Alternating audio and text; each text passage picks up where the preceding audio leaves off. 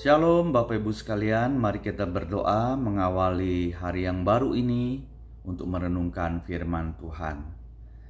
Bapa di dalam sorga, kami datang kepadamu, mohon Roh Kudus memimpin hati dan pikiran kami dalam membaca merenungkan firman Tuhan.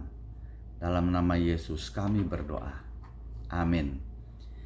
Firman Tuhan dari Imamat 23 ayat 26 sampai 43. Saya membacakan ayat 26 sampai 30. Tuhan berfirman kepada Musa, "Akan tetapi pada tanggal 10 bulan yang ketujuh itu ada hari pendamaian. Kamu harus mengadakan pertemuan kudus dan harus merendahkan diri dengan berpuasa dan mempersembahkan korban api-apian kepada Tuhan. Pada hari itu janganlah kamu melakukan sesuatu pekerjaan. Itulah hari pendamaian untuk mengadakan pendamaian bagimu di hadapan Tuhan Allahmu. Karena setiap orang yang pada hari itu tidak merendahkan diri dengan berpuasa, haruslah dilenyapkan dari antara orang-orang sebangsanya.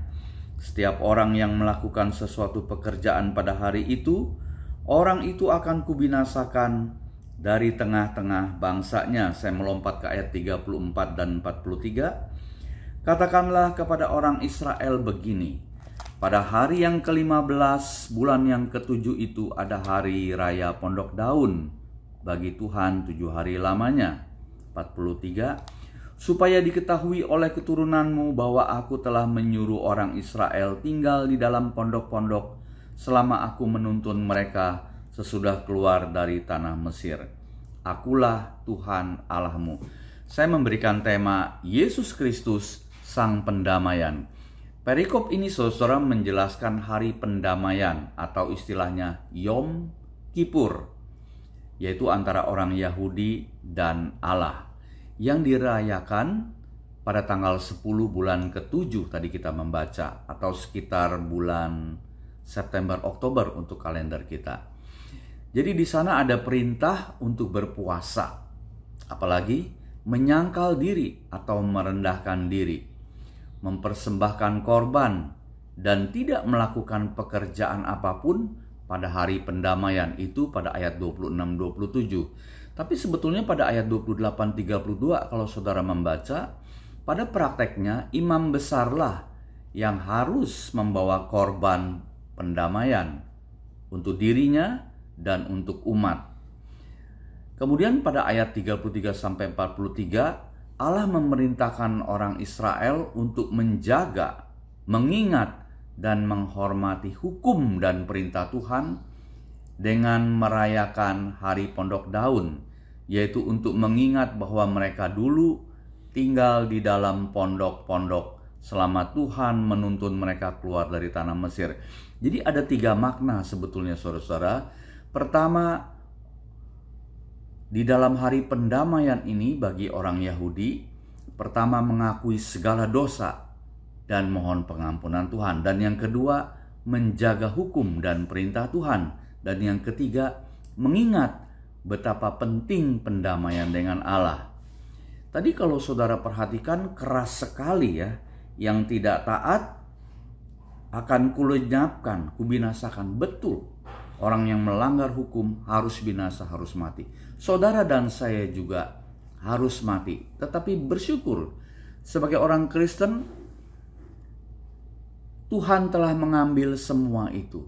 Dan sebab itu kita pun diminta harus mengingat, menghormati dan menaati firman Tuhan dalam menjalani hidup ini saudara-saudara. Kita diminta setia ibadah bersama saudara seiman, saling menasihati. Itu di dalam Ibrani 10:25 dan 1 Petrus 1:15, menasihatkan supaya kita menjadi kudus dalam seluruh hidup, sama seperti Kristus yang kudus yang telah memanggil kita. Jadi Yesus Kristus telah mati di salib, menanggung dosa umat manusia, dan ia telah bangkit dari kematian, membuktikan dialah Kristus sebagai korban pendamaian bagi dosa-dosa seluruh umat manusia. Jadi sekali lagi bersyukur, Kristus Sang Pendamaian itu sendiri telah menebus kita. Kita tinggal percaya dan setia kepadanya. Amin. Mari kita berdoa. Kalau orang Israel begitu keras menjalani hidupnya untuk taat kepada Tuhan, bahkan sampai mati kalau tidak taat,